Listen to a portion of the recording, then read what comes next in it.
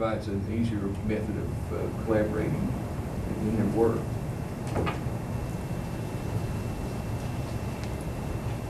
Well, I appreciate the response, and I guess I would say to the group that I know that we don't have time to get into all the details of the concerns that the Bureau and the department have, but you know, I'll leave it at that. But I think we do have a number of concerns.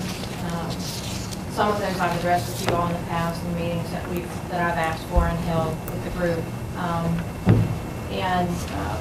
To support Mike, you moving on with the meeting, because I don't want to hold up the meeting with a lot of dialogue on the subject, but I do want to go on record and note that the Bureau and the department have similar reservations about the bill I might suggest, Kim and the Chairman, that if you or others have specific problems with language in this bill, that be communicated back to the, in writing to the, I think it would help if we knew what those were, but I think it also needs to be communicated by the partnership back to the sponsors of this bill, because we were told that they want something that the partnership can live with. Well, the partnership is everybody. Well, right, exactly. I'm one member of the partnership, and you know. Excuse me, I didn't mean to imply that you were. I'm talking about me and Mike. We were the ones that on short notice sat down and talked to this guy and said, look, I think that's not what the partnership's looking for.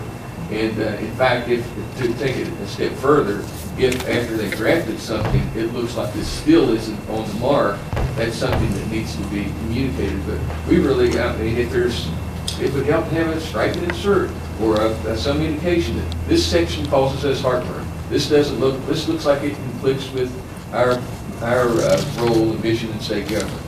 Can this be changed? Or I suggest these two lines and certain something. That kind of communication would be extremely helpful. Because just to be frank, it's difficult to know. I mean, I understand that you have reservations. Because we talked about that. I mean, Kim and I walked together to the meetings when this bill was first came out of the subcommittee.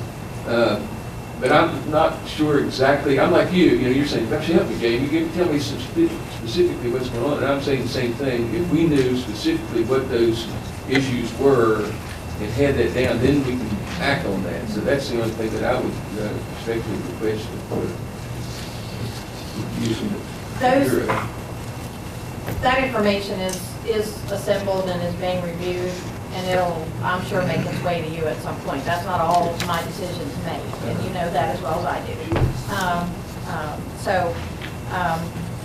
I'm under the auspices of DHHR, not just BHHF. So, and for those in the room who are DHHR folks, I mean, you understand exactly what I just said. I mean, it's a process. There's a chain that we must follow, a protocol that we must follow in order to address certain issues. And what I would say in that vein is that we're giving due consideration to our position and being very thoughtful in it, because again, I want to restate that we fully support a planning body and don't in any way think that we as a bureau, as part of DHHR, have all the answers. We're going to figure all this out on our own. I mean, we recognize that and have a number of groups that we assemble and work with and collaborate with. And, you know, just as an example, the Mental Health, West Virginia Mental Health Planning Council has supported our recommendations for funding and supported our work with the federal block grant for mental health for years. And so, in a planning capacity, that entity is not codified, but in a planning capacity, an active participant, and actually go with us when we make presentations on that block grant, and actually sometimes do the presentations in lieu of us. So we're very accustomed to, very much aware of, and I think do a pretty good job of working with those groups and utilizing that kind of input, and want to do more and more of it. That's one of the reasons that I come on board, was to do more and more of that.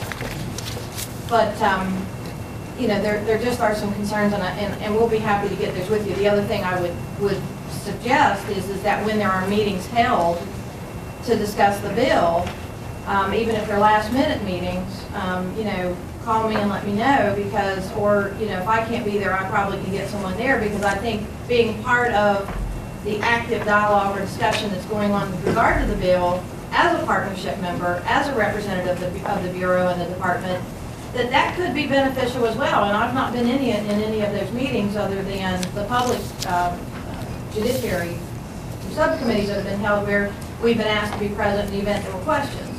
So kind of a little out of the loop from this end. And so, you know, I don't want there to be any, you know, appearances that we're circling the wagons here. We need to get on the same page, but I think that goes both ways. Yeah, I agree. We had, there was one meeting, and it was on a short notice. And that was the meeting that Mike and I had with the council. And you and I have talked about that issue, and I've talked with Steve Mason about it, so we've shared information at that point. That's the only meeting we've had so far. If we have, if there are future meetings, and I'd say the chair may want to provide for some way of involving other members that might have an interest in that, we certainly notify agencies and representatives of members of the partnership.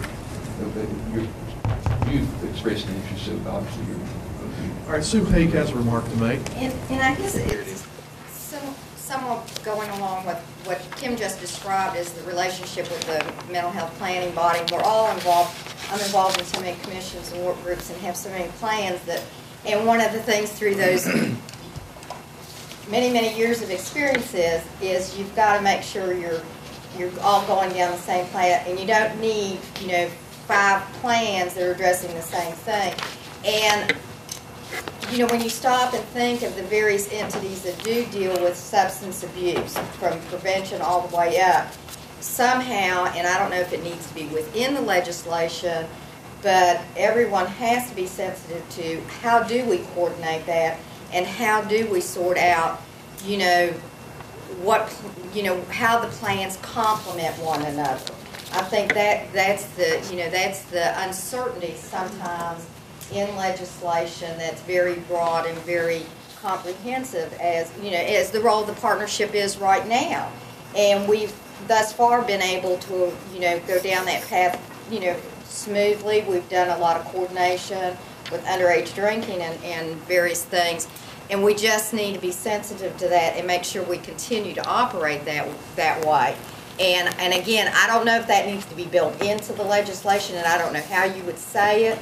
But I think as a partnership, even to continue as we are under executive order, we need to continue that path that we've been down in the 5 years. And should this legislation pass, we need to be very sensitive to that and begin working on that immediately, and what those relationships look like and how that all does fit in and how those plans complement one another. Okay, thank you, Sue. Recognize Dave Potters.